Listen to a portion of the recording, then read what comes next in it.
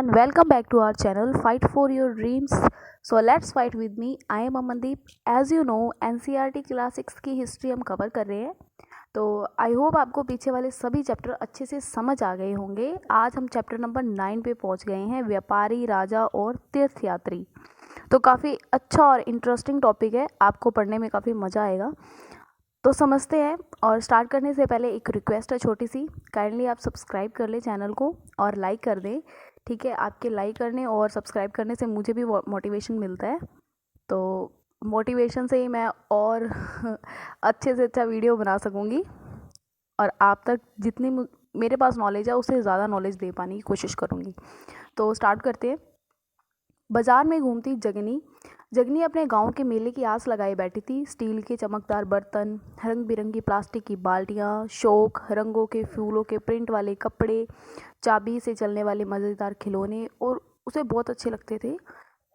इन सब चीज़ों को बेचने वाले दुकानदार बसों और ट्रकों पर आते थे और रात को अपना सामान समेटकर वापस चले जाते थे। जगनी को हैरानी होती थी कि लोग हमेशा इस तरह क्यों घूमते रहते हैं। उसकी माँ ने बताया कि ये लोग व्यापारी है, वे चीज़ों को उन जगहों से खरीदते हैं जहाँ ये बनाई जाती हैं, फिर उन्हें मेलों में बेच देते हैं। तो इस पूरे पैराग्राफ से हमें ये पता चलता है कि ये जो चैप्टर है ये व्यापारियों से संबंधित है। ठीक है, व्यापार से संबंधित है, तो अपने व्यापार के माध्यम से काफ़ी कुछ सीखने को अपने को यहाँ मिलेगा और सीखने की कोशिश भी करेंगे। तो स्टार्ट करते हैं। व्यापार और व्यापारियों के बारे में जानकारी। अध्याय 8 में तुमने उत्तर के काले पॉलिशदार बर्तन के बारे में पढ़ा था बिल्कुल, ठीक है। और दक्षिण के अंदर लाल पॉलिशदार बर्तन पड़े थे। ये खूबसूरत बर्तन, खास तौर से इनकी कटोरियाँ तथा थालियाँ, इस उपमहाद्वीप के अनेक पुरास्थलों से मिले हैं। सवाल उठता है कि इन जगहों पर ये बर्तन पहुँचे कैसे। तो अब अलग अलग तरह की ये चीज़ें हैं, ठीक है। तो ये किसी जगह पे तो लाल मिट्टी के बर्तन बन रहे हैं, कहीं पे काली के मिल रहे हैं, तो लेकिन ये बर्तन क्या है, सभी उपमहाद्वीप में मिल रहे हैं। तो ये हम सोच रहे हैं कि यहाँ पर पहुँचे कैसे हैं, क्या सभी लोग बनाते होंगे ऐसा। तो ये सवाल उठ गया था कि ये प्रश्न बर्तन पहुँचे कैसे होंगे। तो ये अनुमान लगा लेते हैं कि जहाँ ये बर्तन बनते थे वहाँ से व्यापारी ने ले जाकर वहाँ अलग अलग जगह पर बेच दिया करते थे, तो ऐसा अनुमान लगाया जाता है। जो दक्षिण भारत है, सोना, मसाले, खास तौर पर काली मिर्च और कीमती पत्थरों के लिए काफ़ी प्रसिद्ध था। दक्षिण भारत सोना, मसाले, खास तौर पर काली मिर्च और कीमती पत्थरों के लिए काफ़ी प्रसिद्ध था। काली मिर्च जो थी, काली मिर्च की रोमन साम्राज्य में इतनी मांग थी कि उसे वहाँ पर क्या कहते थे, काले सोने के नाम से बुलाया जाता था। किसे? काली मिर्च को रोमन साम्राज्य में। व्यापारी इन सामानों को समुद्री जहाज़ों और सड़कों के रास्ते से रोम पहुंचाते थे। दक्षिण भारत में ऐसे अनेक रोमन सोने के सिक्के मिले हैं। इससे अंदाज़ा लगाया जा सकता है कि उन दिनों रोम के साथ बहुत अच्छा व्यापार चल रहा था। तो आई होप आपको ये पूरा समझ आ गया होगा। दक्षिण भारत में ये सब चीज़ें काफ़ी फेमस थी, ठीक है। और रोमन साम्राज्य के अंदर इन चीज़ों के में से काली मिर्च काफ़ी फेमस थी, तो काली मिर्च को काला सोना कहा जाता था। तो काफ़ी अच्छा व्यापार चल रहा था रोमन साम्राज्य के साथ में भारत का। तो क्वेश्चन ये है, क्या तुम बता सकती हो कि ये सिक्के भारत कैसे पहुँचे होंगे। तो हम बता सकते हैं इस बात को कि ये भारत कैसे पहुँचे। देखो, रोमन साम्राज्य के अंदर काली मिर्च की ज़्यादा डिमांड थी, ठीक है। तो अब काली मिर्च वहाँ के व्यापारी यहाँ पर ख़रीदने आते थे, या फिर यहाँ के व्यापारी वहाँ पर जब बेचने जाते थे तो वहाँ के लोग अपने वहाँ के सिक्के दे दिया करते थे और काली मिर्च ले लेते थे, और व्यापारी वापस जब यहाँ आते तो इन सिक्कों को अपने साथ ले आते। इस तरीके से वहाँ के सिक्के भारत पहुँच गए। आई होप आपको ये पूरा क्वेश्चन समझ आ गया होगा और अच्छे से क्लियर भी हो गया होगा, है ना। तो चलते हैं नेक्स्ट टॉपिक पर। व्यापार से जुड़ी हुई कविता है, ये संगम कविताओं में लिखी हुई है, ठीक है ना। संगम क्या था? कविताओं का संकलन ही तो था, है ना। तो हमने पढ़ा था ये। व्यापारियों ने कई समुद्री रास्ते खोज निकाले थे। इनमें से कुछ समुद्र के किनारे चलते थे, कुछ अरब सागर और बंगाल की खाड़ी पार करते थे। क्या कह रहे हैं? व्यापारियों ने समुद्र के रास्ते खोज निकाले थे, समुद्री रास्ते। इनमें से कुछ समुद्र के किनारे चलते थे, कुछ अरब सागर और बंगाल की खाड़ी को पार करते थे। कुछ रास्ते जो थे वो अरब सागर के साथ साथ में चलते रहते थे, कुछ बंगाल की खाड़ी को वो रास्ते पार कर लिया करते थे। जो नाविक होते थे वो मानसून की हवा का फ़ायदा उठाकर अपनी यात्रा पूरी कर लिया करते थे। क्लियर है? मानसूनी हवा जब भारत की तरफ आती है, इस तरफ को उनका फ्लो होगा हवा का, तो नाविकों को भी जब इस तरफ जाना होगा, है ना, तब वो हवा के साथ में चलेंगे ना, तो उनका जहाज़ जो है वो खुद ब खुद भी फ्लो में चलता रहेगा हवा के साथ में। तो आपको, मुझे लगता है ये बात समझ में आ रही होगी। और अफ्रीका तट और अरब के पूर्वी तट से उपमहाद्वीप के पश्चिमी तट तक पहुंचना चाहते थे। अगर अफ्रीका भारत के पूर्वी साइड में है, ये भारत है, पूर्वी साइड में अफ्रीका है, और जब अफ्रीका वालों को भारत में आना होगा तब वो कौन सी हवा से चलेंगे? दक्षिण पश्चिम की हवा से, दक्षिण पश्चिम की हवा के साथ चलना पसंद करेंगे।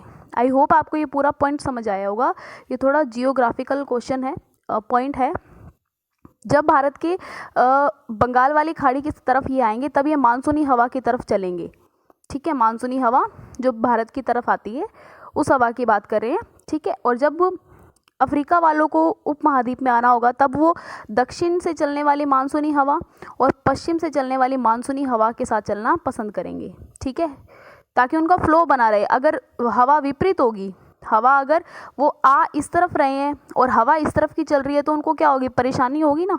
हाँ, तो यही बताने की ये कोशिश कर रहे हैं। आई होप आपको समझ आ गया होगा। इन लंबी यात्राओं के लिए मजबूत जहाज़ों का निर्माण किया जाता था। समुद्र तटों से लगे राज्य कौन कौन से थे? इस उपमहाद्वीप के दक्षिण भाग में बड़ा तटीय प्रदेश है। ठीक है, इनमें बहुत से पहाड़, पठार, नदी मैदान है। नदियों के मैदानी इलाकों में कावेरी का मैदान सबसे उपजाऊ है। नदियों के मैदानी इलाकों में कावेरी का मैदान सबसे उपजाऊ है। तो कावेरी नदी की लोकेशन मैं टेलीग्राम पर सेंड कर दूंगी, जैसे कि बाकी लोकेशन मैं सेंड करती हूँ। मैदानी इलाकों तथा तटीय इलाकों के सरदारों और राजाओं के पास धीरे धीरे काफ़ी संपत्ति और शक्ति हो गई थी। क्यों? क्योंकि यहीं से सारा व्यापार होता था, है ना। तो इन व्यापारी मार्गों पर नियंत्रण रखने और बाहरी देशों के साथ संबंध बनाए रखने से क्या होता था? यहाँ के जो राजा थे उनके पास में क्या होने लगी थी? धीरे धीरे संपत्ति और शक्ति विकसित होने लगी थी, बढ़ने लगी थी। क्लियर है? संगम कविताओं में मूवेंदार की चर्चा मिलती है। किसकी चर्चा मिलती है? मूवेंदार की। मूवेंदार का मतलब क्या होता है? ये तमिल शब्द है मूवेंदार। इसका मतलब होता है तीन मुखिया। मूवेंदार, तीन मुखिया। इसका प्रयोग 3 शासक परिवारों के लिए किया जाता था। किसका? मूवेंदार का। ठीक है, चोल, चेर और पांडे। चोल, चेर और पांडे, इन तीनों के लिए यूज़ किया जाता था मूवेंदार। अगर अपने इन तीनों को ना बोले और बोल दे मूवेंदार तो क्या होगा उसका मतलब? उसका मतलब होगा हम 3 शासकों की बात कर रहे हैं, चोल, चेर और पांडे, जो करीब 2300 साल पहले दक्षिण भारत में काफ़ी शक्तिशाली माने जाते थे। इन तीनों मुखियाओं ने के अपने अपने 2 सत्ता केंद्र होते थे। ये 3 है, ठीक है, मुखिया, इनके 2 सत्ता केंद्र होते थे। दक्षिण के अंदर है तो इनके 2 केंद्र होते थे। एक तो देखो तट के हिस्से में होता था, एक तो होता था तट के हिस्से में और अपना जो क्षेत्र है उसके अंदर वाले हिस्से में। तो 2 केंद्र हो गए, है ना, समझ गए ना आप। इस तरह से 6 केंद्र बन गए। तो 3 है, इसके भी 2, चोल के भी 2, चेर के भी 2 और पांडे के भी 2, है ना। तो इस तरीके से 6 केंद्र हो गए। इन 6 केंद्र में से 2 केंद्र सबसे महत्वपूर्ण थे। 2 केंद्र सबसे महत्वपूर्ण थे, कावेरीपट्टनम और दूसरा पांड्यों की राजधानी मुदेर। ठीक है, क्लियर है। चोलों का जो था पुहार, कौन सा? कावेरीपट्टनम, और दूसरा पांड्यों का राजधानी जो थी मुदेर। ये काफ़ी इंपॉर्टेंट थी 6 में से। ठीक है, क्लियर है। आई होप आपको ये समझ आ गया होगा। ये जो मुखिया लोग थे, ये जो मुखिया थे तीनों, चोल, चेर और पांडे, ये लोगों से नियमित कर नहीं लेते थे। ये क्या कहते थे? आप हमें उपहार दे दो। ठीक है, उपहारों की मांग करते थे। ठीक है, कभी कभी ये सैनिक अभियानों पर निकल पड़ते थे और आसपास के इलाकों से शुल्क वसूला करते थे। ठीक है, शिकार पर निकलते थे, सैनिक अभियानों पर, शिकार नहीं, सैनिक अभियानों पर निकलते थे और आसपास के इलाकों से शुल्क वसूल लिया करते थे।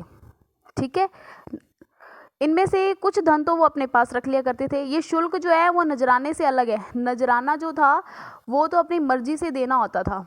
ठीक है, वो नजराना जो होता था वो अपनी मर्जी से देना होता था, लेकिन ये जो शुल्क था ये कंपलसरी था। क्लियर है? ठीक है, और ये जब शुल्क इकट्ठा करके इनके पास जो धन आ जाता था वो कुछ तो अपने पास रख लेते थे। ठीक है, कुछ अपने समर्थकों को, रिश्तेदारों को, सिपाहियों को, कवियों को बांट दिया करते थे। ठीक है, तो संगम कवियों में उन मुखियाओं की प्रशंसा ज़्यादा मिलती है। जब संगम की कविताएं हम पढ़ते हैं तो उन कविताओं के अंदर उन मुखियाओं की ज़्यादा प्रशंसा मिलती है जो उन कवियों को क्या देते थे, कीमती जवाहरात, सोने, घोड़े, हाथी, रथ या फिर सुंदर कपड़े दिया करते थे। अब मान लो मुझे ही रख लो, मैं मान लो एक कवि हूँ, मान लीजिए, हूँ तो नहीं, एक कवि हूँ, ठीक है। मेरे राजा जो हैं वो मुझे अच्छे अच्छे गिफ्ट्स देते हैं, टाइम टू टाइम देते हैं, और उससे क्या होता है, मेरी जो जीवन है वो अच्छा खासा चल रहा है, बढ़िया, मैं ऐशो आराम में अपना जीवन जी रही हूँ। तो बताओ मैं उस राजा के बारे में मैं गलत क्यों लिखूंगी, उनके बारे में प्रशंसा ही लिखूंगी ना, है ना, कि मेरे मालिक तो इतने अच्छे हैं, हमारा इतना ध्यान रखते हैं, है ना। अब आप देख लीजिए, अगर आपके घर में मान लीजिए कोई काम वाली भी है, ठीक है, आप अपने काम वाली या फिर माली, कोई भी है, काम वाली या काम वाला कोई भी हो सकता है, अगर आप उसका अच्छा ध्यान रखेंगे तो वो अपने मालिक को बुरा नहीं कहेगा, वो अपने मालिक के बारे में प्रशंसा ही करेगा, है ना। तो वही बात है कि जिसकी जो उनको दान दक्षिणा दे रहे थे, ठीक है, केयर के रूप में, तो वो लोग उसी की प्रशंसा करेंगे। तो इसी तरीके से संगम कविताओं में उन्हीं की प्रशंसा ज़्यादा मिल रही है जिन्होंने उन कवियों को घोड़े, कीमती जवाहरात, सोने, कपड़े, है ना, देते थे। इसके लगभग 200 वर्षों के बाद में पश्चिम भारत जानते हो ना, पश्चिम भारत में सातवाहन नामक राजवंश का प्रभाव पड़ा। पश्चिम भारत कौन सा, पाकिस्तानी वाली साइड वाले, ठीक है ना। एक बार अपने दिमाग में ये लोकेशन रख लेना, मैं बाद में लोकेशन सेंड कर दूंगी क्योंकि वो अलग चैप्टर के अंदर है, पेज नंबर ये जो 105 है ना, ये चैप्टर अलग में है, इस चैप्टर में नहीं है।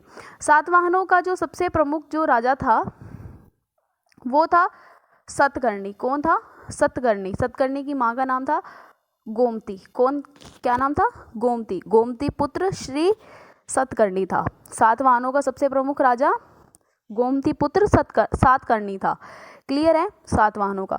उनके बारे में जानकारी हमें उनकी माँ गोमती बालश्री द्वारा दान किए गए एक अभिलेख से पता लगता है। तो ये इन्होंने कुछ दान किया, गोमती ने, ठीक है, उनकी माँ ने दान किया और उस दान के नीचे अभिलेख खुदवा दिया, ठीक है ना।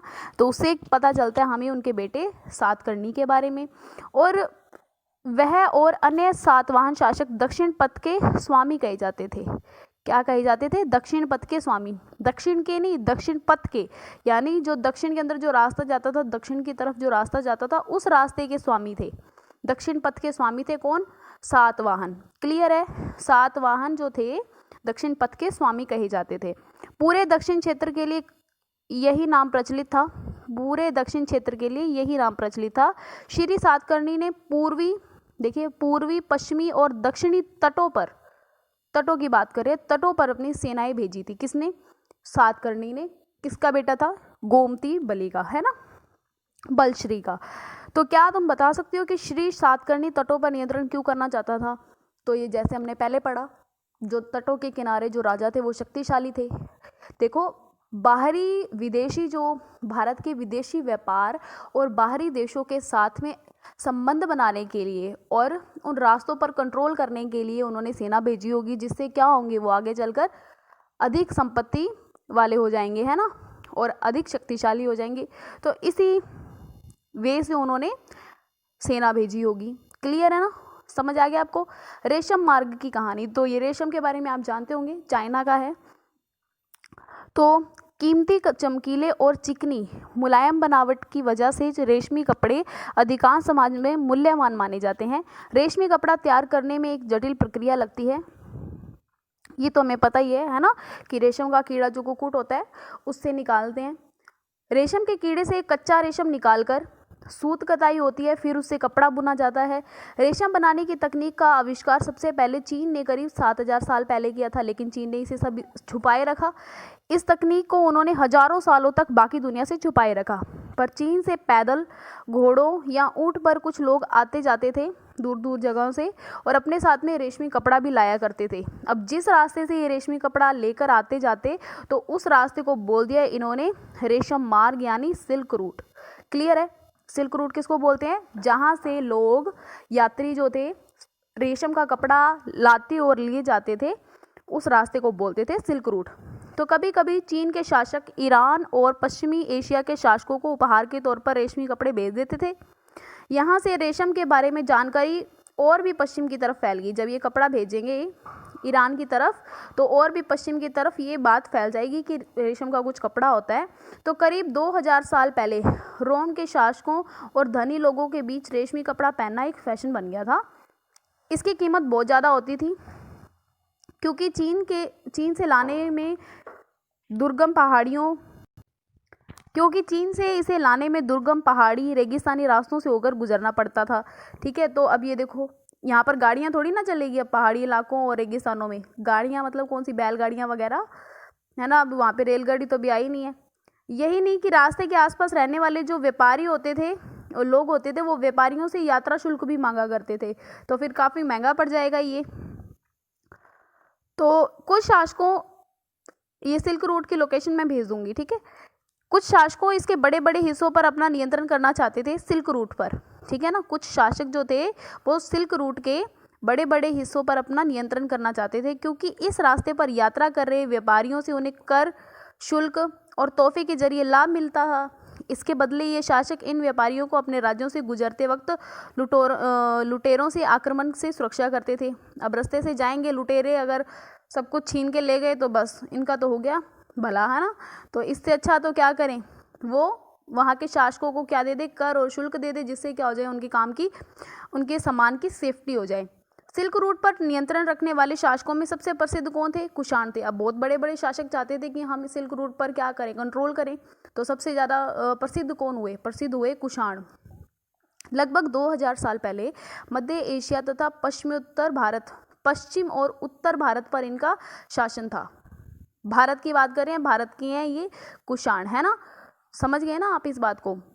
कहाँ पर था? मध्य एशिया और पश्चिमोत्तर भारत पर इनका शासन था। पेशावर और मथुरा इनके दो शक्तिशाली केंद्र थे। पेशावर और मथुरा इनके शक्तिशाली केंद्र थे। तक्षशिला भी इनके ही राज्य का हिस्सा था। किसके? कुषाण के, ठीक है ना। इनके शासनकाल में ही सिल्क रूट की एक शाखा जो थी वो मध्य एशिया से होकर सिंधु के मुहाने के पत्तनों तक जाती थी। फिर जहां से जहाजों द्वारा रेशम पश्चिम की ओर रोमन साम्राज्य तक पहुंचाया जाता था। इस उपमहाद्वीप में सबसे पहले सोने के सिक्के जारी करने वाले शासक कुषाण थे। तो यहाँ से एक फैक्ट अपने को पता चलता है कि भारतीय महाद्वीप में सबसे पहले सोने के सिक्के चलाने वाले कौन थे? जारी करने वाले कुषाण थे। अब ये सिक्के आहत सिक्के थे या क्या थे वो यहाँ पर दिया नहीं गया है। तो अभी तक तो आहत सिक्के ही चल रहे हैं, तो आहत सिक्के ही होंगे। सिल्क रूट पर यात्रा करने वाले व्यापारी इनका उपयोग किया करते थे। क्लियर है? आई होप आपको समझ आ गया होगा। तो सिल्क रूट पर गाड़ियों का प्रयोग करना क्यों कठिन होता था? तो हम ये समझ सकते हैं कि वो जो रास्ता था वो काफ़ी रेगिस्तानी और पहाड़ी इलाका था, तो वहाँ पर लोग पैदल चलकर ही यात्रा करते थे। समझ आ गया? बौद्ध धर्म का प्रसार, तो सिल्क रूट के से ही जुड़ा हुआ ये टॉपिक है। कुषाणों का सबसे प्रसिद्ध राजा कौन था? कनिष्क, ठीक है। कुषाण हुए थे जिन्होंने सिल्क रूट के ऊपर अपना कंट्रोल बनाए रखा, ठीक है। सबसे स्ट्रॉन्ग ये शासक हुए थे और उन शासकों में सबसे प्रमुख कौन हुए? प्रसिद्ध राजा कौन हुए?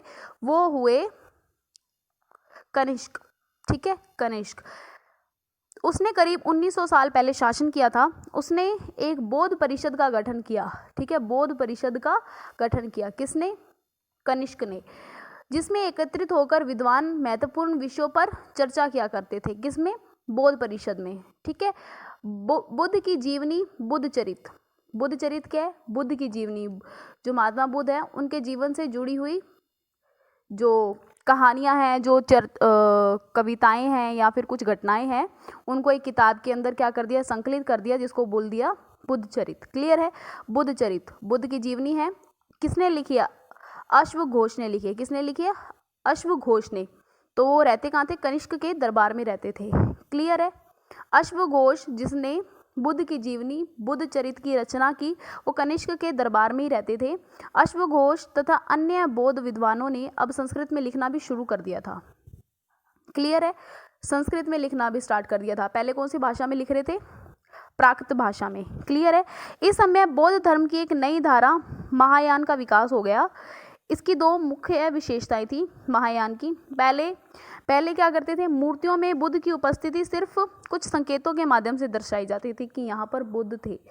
ठीक है, जैसे हम ये देख सकते हैं, ये आप पिक्चर देखिए, इस पिक्चर के अंदर ये पीपल का पेड़ है और नीचे ये खाली सिंहासन आप दिख रहे, आपको दिख रहा होगा, है ना। ये खाली सिंहासन सिर्फ ये बताने के लिए एक संकेत दिया गया है कि यहाँ पर बुद्ध को बैठकर क्या मिली थी, हाँ, ज्ञान की प्राप्ति हुई थी, है ना। तो ये संकेत के रूप में पहले ये बताया करते थे महायान में। ठीक है, समझ आ गया। अब बुद्ध की प्रतिमाएं बनाई जाने लगी थी। पहले तो पेड़ के नीचे मूर्ति द्वारा दर्शाया जाता था, लेकिन अब क्या करने लगे थे, बुद्ध की खुद की प्रतिमाएं बनाई जाने लगी थी। इनमें से अधिकांश मथुरा में तो कुछ तक्षशिला में बनाई जाती थी, क्या, मूर्तियाँ। समझ आ गया आपको ये। वैसे तो महात्मा बुद्ध ने मूर्ति पूजा का क्या किया था, विरोध ही किया था, वो उसके पक्ष में नहीं थे, लेकिन बाद में चलकर महात्मा बुद्ध की खुद की ही मूर्तियां बनाई जाने लगी। तो आज हम बड़ी संख्या में देख सकते हैं कि भारतीय उपमहाद्वीप में महात्मा बुद्ध की काफ़ी मूर्तियां देखने को मिल जाती है ना। समझ रहे हैं ना आप इस बात को। दूसरा परिवर्तन क्या आया, बोधिसत्व। बोधिसत्व में आस्था को लेकर आया था। बोधिसत्व क्या होता है, जो ज्ञान की प्राप्ति के बाद में एकांतवास कर लेते हैं और ध्यान साधना में अपना पूरा जीवन व्यतीत कर देते हैं, लेकिन बाद में उनको ऐसा लगा कि हमने ज्ञान प्राप्ति कर ही ली है, तो अब लोगों में क्यों ना बांट दें इस ज्ञान को, है ना। लेकिन अब वो क्या करने लगे, एकांतवास नहीं करते थे, अब वो लोगों को क्या करने लगे थे, ज्ञान देने लग गए थे। ठीक है, लोगों को शिक्षा देने में और मदद करने के लिए संसारिक परिवेश में रहना ठीक समझने लगे वो। समझ आ गया, ये परिवर्तन आया। दो परिवर्तन आए हैं, एक तो महायान में परिवर्तन आ गया ना। पहले तो मूर्तियां नहीं बनाई जाती थी महात्मा बुद्ध की, केवल खाली सिंहासन बना लिया जाता था, लेकिन अब मूर्तियां बनाई जाने लगी। फिर बोधिसत्व के अंदर परिवर्तन आ गया। कौन सा परिवर्तन आया, पहले तो जो बोधिसत्व होते थे वो क्या करते थे, जब उनको ज्ञान की प्राप्ति हो जाती थी वो बैठकर एकांत में ध्यान लगा के अपना जीवन व्यतीत कर देते थे, लेकिन अब उनको लगा कि अब इस ज्ञान को लोगों के बीच में बांट देना सही है। तो ये समझ आ गया होगा आपको, क्लियर है। धीरे धीरे बोधिसत्व की पूजा काफ़ी लोकप्रिय हो गई और पूरे मध्य एशिया, चीन और बाद में कोरिया तथा जापान तक फिर वो भी फैल गए। तो ये फैले कैसे फैले, तो ये अपने आगे पढ़ते हैं। देखो, बौद्ध धर्म का प्रसार पश्चिम और दक्षिण भारत में हुआ। प्रसार हो गया पश्चिम और दक्षिण भारत में। उत्तर भारत में था ना सारा सिस्टम, है ना। पहले तो सारनाथ उत्तर भारत की तरफ ही आ रहे थे, तो बुद्ध धर्म का प्रसार धीरे धीरे पश्चिम में हो गया, दक्षिण में हो गया, जहाँ बौद्ध भिक्षुओं के रहने के लिए पहाड़ों में दर्जनों गुफाएं खोदी गई। और ये जब पहाड़ों के अंदर गुफाएं खोदी गई, यानी भिक्षुओं के रुकने के लिए, तो उनको क्या कहा जा रहा था, विहार कहा जा रहा था ना, विहार बनाए गए। क्लियर है। इनमें से कुछ गुफाएं राजा और रानियों के आदेश पर बनाई गई, तो कुछ व्यापारियों और कृषकों के द्वारा कहने पर। इनमें से ज़्यादातर जो गुफाएं थी पश्चिमी घाट के दर्रों के पास में बनाई जाती थी। दक्कन के शहरों और तटों में समृद्ध बंदरगाहों, इनसे जोड़ने वाली सड़कें भी इन्हीं दर्रों से होकर गुजर रही थी। अब ये आप एक थोड़ा सा ठंडे दिमाग से इसको समझिए, क्या कह रहे हैं। कुछ गुफाएं तो देखो कहाँ पर बनी हुई थी, पश्चिमी घाट के दर्रों पर। दर्रा मैंने बताया हुआ है कि जब दो पहाड़ों के बीच में एक प्राकृतिक रास्ता निकलता है तो उस रास्ते को दर्रा कहा जाता है। तो पश्चिमी घाट के दर्रों के पास बनाई जाती थी, है ना। अब उस सिल्क रूट वाले लोग आ रहे थे, यहाँ से व्यापारी आ रहे थे पहाड़ों के पास से, है ना। दक्कन के शहरों और तटों से समृद्ध बंदरगाहों और इनसे जुड़ने वाली सड़कों में भी इन्हीं दर्रों से होकर गुजरती थी ये सड़कें जो थी। ठीक है, बहुत सारे तटों और समुद्र से जो बंदरगाह बने हुए हैं समुद्रों पर, उन बंदरगाहों पर पहुंचने के लिए सड़कों का निर्माण किया हुआ था। वो सड़कें जो थी वो दर्रों से होकर गुजरा करती थी, है ना। तो ऐसा लगता है कि यात्रा करने वाले व्यापारी इन गुफाओं वाले मठों में विश्राम के लिए रुकते थे। अब वो रुकेंगे तो वहाँ से वो किससे मिलेंगे, बौद्ध भिक्षुओं से मिलेंगे ना, भिक्षुओं से मिलेंगे तो उनसे क्या होगा, धर्म का प्रसार होगा, है ना। तो अब ये जो व्यापारी अपने अपनी मंजिल तक जब पहुँचेंगे तब तक वो बुद्ध का ज्ञान अपने साथ में लेके जा चुके होंगे, जिससे क्या होगा, बुद्ध का धर्म का प्रसार होगा। आई होप आपको ये समझ आ गया होगा। ठीक है, बौद्ध धर्म दक्षिण पूर्व की ओर श्रीलंका, म्यांमार, थाईलैंड तथा इंडोनेशिया सहित दक्षिण पूर्व एशिया के अन्य भागों में भी फैल गया। समझ रहे हैं ना आप, क्लियर है। अब ये देखिए दो मूर्तियां बनी हुई है, बाएं में तो मथुरा में बनी मूर्ति है, ये वाली, ये मथुरा में बनी हुई है, और ये तक्षशिला में बनी हुई बुद्ध की मूर्ति है। तो देखिए इसमें डिफरेंस थोड़ा सा है कि इसकी जो कला है वो काफ़ी अपने को देखने में लग रहा है कि ये काफ़ी इतनी सफाई से काम नहीं किया हुआ है ये, है ना, इतना स्टाइलिश और सफाई से काम नहीं किया, बल्कि इस वाली मूर्ति के अंदर हम देख सकते हैं कि इनके जो ये शॉल है, इसकी शॉल की सलवटें भी दिख रही है ना। तो इसकी कला के अंदर क्या है, अंतर है ना, कला में थोड़ा फर्क दिख रहा है हमें। तो आई होप ये पॉइंट पूरा आपको समझ आया होगा। थेरवाद नामक बौद्ध धर्म का आरंभिक रूप इन क्षेत्रों से कहीं अधिक प्रचलित था। थेरवाद नामक बौद्ध धर्म का प्रारंभिक रूप इन क्षेत्रों में अधिक प्रचलित था। बौद्ध धर्म का नाम है ये, कंफ्यूज मत होना। थेरवाद नामक बौद्ध धर्म का आरंभिक रूप, ठीक है। पहले बौद्ध धर्म को क्या कह रहे हैं, थेरवाद। क्लियर है, आई होप आपको ये समझ आ गया होगा। तीर्थयात्रियों की जिज्ञासा, व्यापारी जो होते थे काफिलों में तथा शहरों जहाज़ों पर दूर दूर जाया करते थे। बहुत से तीर्थयात्री भी उनके साथ में यात्रा पर निकल पड़ते थे। तीर्थयात्री वे पुरुष और स्त्री होते हैं जो प्रार्थना के लिए पवित्र स्थानों पर जाया करते हैं, है ना। तीर्थ यात्रा करने निकलते हैं ना लोग, है ना, जैसे अलग अलग घाटों पर जाके वहाँ पर जाकर पूजा पाठ कर देना, है ना, करना, वहाँ पर जाकर अपनी साधना ध्यान लगाना जाकर, है ना, अपने भगवान से। तो वही कह रहे हैं, वही होते तीर्थयात्री क्या होते हैं, ठीक है। जब व्यापारियों के काफिले जहाज आते थे ना दूर दूर, तब उनके साथ में तीर्थयात्री भी आ जाते थे। क्लियर है। इसी तरह भारत की यात्रा पर आया चीनी बौद्ध तीर्थयात्री, क्या नाम था उसका, फा शियेन, काफ़ी प्रसिद्ध है, ठीक है, चीनी बौद्ध यात्री। ये करीब 1600 साल पहले यहाँ आया था। श्वेन सांग जो था वो 1400 साल पहले यहाँ आया था, और उसके बाद 50 साल बाद में आया था इत्सिंग, ठीक है। ये चीनी है, फा शियेंग, श्वेन सांग और इत्सिंग। सब बुद्ध के से जीवन से जुड़ी हुई जो जगह थी, प्रसिद्ध मठ थे, उनको देखने के लिए आए थे, जैसे सारनाथ हो गया फॉर एग्जाम्पल। ये सब क्यों आए थे, तीर्थयात्री थे, ये आए थे बुद्ध से जुड़ी, जीवन से जुड़ी हुई जगहों पर घूमने के लिए। इनमें से प्रत्येक यात्री ने अपना यात्रा वर्णन लिखा। इन्होंने अपनी यात्रा के दौरान आई मुश्किलों के बारे में भी लिखा। इन यात्राओं में कई वर्ष लग जाया करते थे। जिन देशों और मठों को उन्होंने देखा उसके बारे में उन्होंने लिखा। उन किताबों के बारे में उन्होंने लिखा जो अपने साथ वो ले गए थे। समझ गए ना आप, क्लियर है। श्वेन सांग भूमार्ग से चीन वापस लौटा था, भूमार्ग से लौटा था, समुद्री मार्ग से नहीं। उसने सोने चांदी और चंदन की लकड़ी की बनी बुद्ध की मूर्तियां तथा 600 से ज़्यादा पांडुलिपियां एकत्रित की, ठीक है, पांडुलिपियां एकत्रित की। इन्हें वह लगभग 20 घोड़ों पर लाद कर ले गया। इनमें से 50 पांडुलिपियां उस समय खो गई जब वो सिंधु नदी पार कर रहा था और उसकी नाव उलट गई थी, ठीक है। और उसने अपना बाकी जीवन क्या किया, उन पांडुलिपियों को संस्कृत से चीनी में अनुवाद करने में लगा दिया। वो संस्कृत में लिखी हुई थी पांडुलिपियां, और वो चाहता था कि बुद्ध के धर्म का प्रसार हो, इसीलिए बाकी लोग भी इन पांडुलिपियों को समझ पाएँ।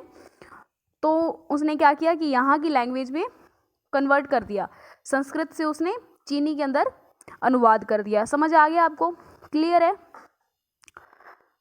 भक्ति की शुरुआत इन्हीं दिनों देवी देवताओं की पूजा का चलन भी शुरू हुआ। बाद में हिंदू धर्म की ये प्रमुख पहचान बन गई, क्या, भक्ति, ठीक है। इसमें शिव, विष्णु, दुर्गा जैसी देवी देवता शामिल हैं। इन देवी देवताओं की पूजा भक्ति परंपरा के माध्यम से की जाती थी। पूजा कैसे की जाती थी, भक्ति परंपरा के माध्यम से। भक्ति उस समय काफ़ी लोकप्रिय परंपरा बन गई थी। किसी देवी या देवता के प्रति श्रद्धा रखना भक्ति कहलाता है, ठीक है, विश्वास रखना। भक्ति का पथ सबके लिए खुला होता है, चाहे वो धनी हो, अमीर हो, गरीब हो, ऊंची जाति का हो या नीची जाति का हो, स्त्री या पुरुष। भक्ति मार्ग की चर्चा हिंदुओं के पवित्र ग्रंथ भगवत गीता में मिलती है। भक्ति मार्ग की चर्चा कहाँ मिलती है हमें, हिंदुओं का जो पवित्र ग्रंथ है भगवत गीता में मिलती है, और भगवत गीता महाभारत का हिस्सा है, ठीक है।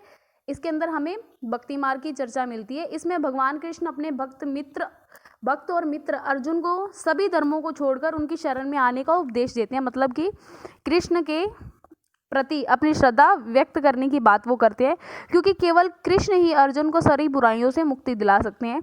पूजा का यह रूप धीरे धीरे देश के विभिन्न भागों में फैलने लगा। कौन सा रूप, भक्ति रूप। भक्ति मार्ग अपनाने वाले लोग आडंबर के साथ साथ पूजा पाठ के बजाय पूजा पाठ के बजाय और जो यज्ञ के प्रति के जैसे आडंबर होते थे, है ना, पशु बलि, है ना, और बलियां जो होती है उनको करने के बजाय ईश्वर के प्रति लगन और व्यक्तिगत पूजा पर जोर देते थे। भक्ति मार्ग के अंदर ये होता था, ठीक है, कोई पूजा पाठ नहीं, कोई आडंबर नहीं, बस ईश्वर के प्रति लगन होनी चाहिए और व्यक्तिगत पूजा यानी आस्था होनी चाहिए। भक्ति मार्ग अपनाने वालों का ये मानना था कि अगर अपने आराध्य देवी देवता की सच्चे मन से पूजा की जाए तो वो उसी रूप के अंदर दर्शन देंगे आपको, ठीक है, जिस रूप में भक्त उसे देखना चाहता है। समझ आ गया आपको? क्लियर है? क्योंकि सभी की सोच अलग अलग होती है। अब कोई हर एक ऐसा तो है नहीं कि वो सोचेगा कि देवी देवता क्या है, इंसान ही है। सभी की सोच अलग अलग होती है। तो आराध्य देवी देवता जो होंगे वो मानव के रूप में भी हो सकते हैं, किसी सिंह के रूप में, शेर के रूप में, पेड़ या फिर किसी और रूप में भी हो सकते हैं। जो जिसे लोकप्रिय होता है, जो जिसे प्रिय होता है ना, जिसे जिस चीज़ से प्रेम होगा उसी के रूप में वो भगवान को देख पाएगा। जरूरी नहीं है कि सभी को मानव रूपी शक्ल से ही प्रेम हो, है ना, सभी की अपनी अपनी सोच होती है। इसी तरह से वो कहना चाहते हैं कि देवी देवता जो होंगे जिस तरीके से भक्त उसे देखना चाहेगा उसी रूप में उन्हें मिल जाएंगे। जैसे जैसे इस विचार को समाज की स्वीकृति मिलती गई, कलाकारों ने देवी देवताओं की एक से एक बढ़कर मूर्तियां बनानी शुरू कर दी। तो अपने ये देख सकते हैं, ये भगवान विष्णु की एक मूर्ति है, ठीक है, इनको बोलते हैं वराह, ठीक है, वराह के रूप में विष्णु की मूर्ति एरन की गुफा में अपने को मिल रही है। एरन मध्य प्रदेश की एक शानदार जो मूर्ति है वहाँ मिल रही है ये। क्लियर है? तो पुराणों के अनुसार जल में डूबी हुई पृथ्वी को बचाने के लिए विष्णु ने वराह रूप को धारण किया था। यहाँ पृथ्वी को एक स्त्री के रूप में दिखाया गया, ये आप देख सकते हैं, ये रही, ठीक है, पृथ्वी जो है वो स्त्री के रूप में है। तो पृथ्वी को बचाने के लिए भगवान विष्णु ने वराह का रूप लिया था। तो आई होप ये पॉइंट आपको समझ आया होगा। भक्ति का मतलब क्या होता है? भक्ति भज से बना हुआ शब्द है। इसका अर्थ होता है अलग कर देना, विभाजित कर देना। इसका अर्थ क्या है कि भक्ति भगवान जो है वो, भक्ति जो है वो भगवान और भक्त के बीच में एक संबंध स्थापित करती है। भक्ति भगवत या फिर भगवान के प्रति झुकाव है। समझ आ गया? भगवत का मतलब क्या होता है? जो अपने ऐश्वर्य और सुख को बाकी भक्तों के साथ में बांट लेता है, वही भक्ति है। क्लियर है? आई होप ये पूरा पॉइंट आपको समझ आया होगा। देवी देवताओं का विशेष सम्मान उस वक्त हुआ करता था, इसीलिए विशेष जगहों पर मूर्तियों का रखा जाता था और उन जगहों को क्या कहते हैं? मंदिर कहते हैं। मंदिर। देवी देवताओं का विशेष सम्मान होता था, इसीलिए उन्हें विशेष जगहों पर रखा जाता था, जिसको बोला जाता है मंदिर। भक्ति परंपरा ने किसको बढ़ावा दिया? चित्रकला, शिल्पकला और स्थापत्य कला के माध्यम से अभिव्यक्ति की प्रेरणा दी। ठीक है, समझ आ गया? हिंदू जो शब्द है वो इंडिया के जैसे ही सिंधु या फिर इंडस से निकला है। इस शब्द का उपयोग किसने किया था? इस शब्द का उपयोग किया था अरबों और ईरानियों ने किया था, उन लोगों के लिए जो सिंधु नदी के पूर्व में रहते थे। क्लियर है? जैसा कि हमने पहले पढ़ा। क्लियर है? आई होप आपको ये पूरा समझ आ गया होगा। कोई भी इस चैप्टर के अंदर ऐसी चीज़ नहीं है जो आपको समझ नहीं आई होगी। आप ये वाला जो उपयुक्त जोड़े बनाओ, ये ज़रूर कर लिया करें, ठीक है, क्योंकि यूपीएससी के वे से, नज़रिए से काफ़ी इंपॉर्टेंट होते हैं। कई बार ये प्रीलिम्स के अंदर सीधे सीधे ही आ जाते हैं। ठीक है, तो काफ़ी आसान है, आप करके देखिएगा। अगर कुछ ना समझ आए तो आप मुझे कमेंट कर सकते हैं। अगर आपको वीडियो अच्छा लगा तो लाइक कर दें, शेयर कर दें और सब्सक्राइब कर लें। Thanks for watching. मिलते हैं कल एक नए लेक्चर के साथ में। तब तक के लिए बाय, टेक केयर, जय हिंद।